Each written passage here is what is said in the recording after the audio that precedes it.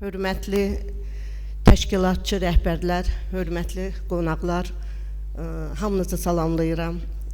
Təşəkkür edirəm məni dəvət etdiyiniz üçün və burada bu məruzələrdə o qədər ətraflı forumla, forumun məzmunu ilə bağlı o qədər ətraflı, geniş məlumatlar verildi ki, mən çox maraqla qulaq asdım və yeniliklərlə tanış oldum. Yəni Təhsil Nazirliyində baş verən Vəfa xanımın təqdim etdiyi yeniliklərlə də tanış oldum və çox şadam ki, bizim hal-hazırda ölkəmizdə bacarıqlarla əlaqədar böyük işlər gedir.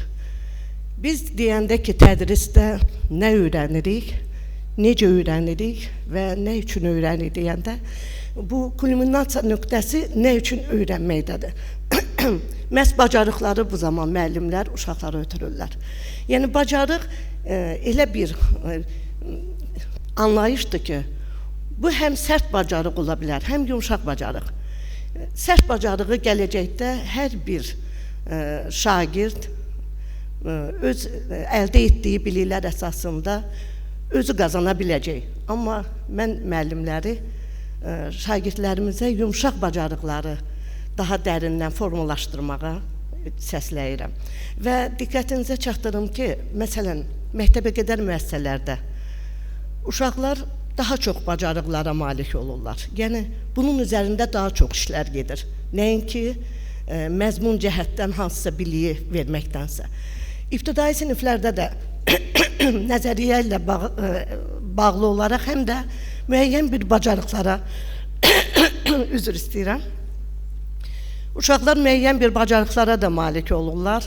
Hal-hazırda STEM fənlərinin artıq 3-cü sinifdən ibtidai siniflərə daxil olması, texnologiya fənləri ilə inteqrasiya yaratması şagirdlərimizdə bacarıqların daha da inkişaf etdirilməsinə yol açmaqdır. Amma əvvəllər bizim əmək fənlərimiz olardı. Əmək fənlərində bacarıqları daha qabarıq şəkildə biz görə bilərdik.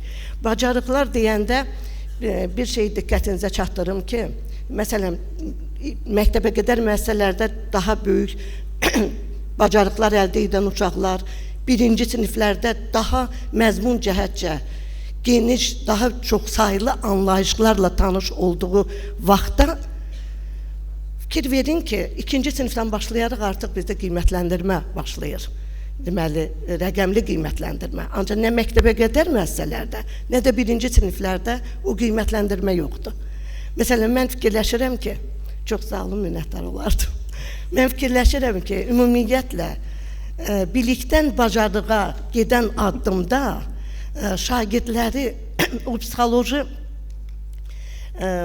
çərçivədən çıxartmaq üçün, bacarıqları daha yüksək səviyyədə əldə etmək üçün, ibtidai siniflərdə heç olmasa qiymətləndirməni necə ki, birinci sinifdə götürürük, o görə götürmək lazımdır. Deyirlər, bəs onda, bəs nəticəni necə görəcəyik?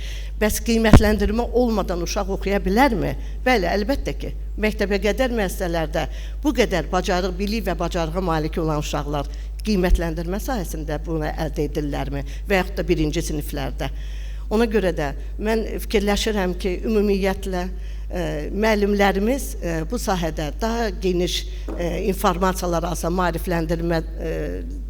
özlərini maarifləndirmək üçün daha çox oxusalar, daha çox öyrənsələr, gələcəkdə uşaqlarımız üçün ən vacib olan yumşaq bacarıqları əldə etməyə, onları formalaşdırmağa kömək edəcəkdilər. Çox sağ olun, minnətdaram hər birinizə görə.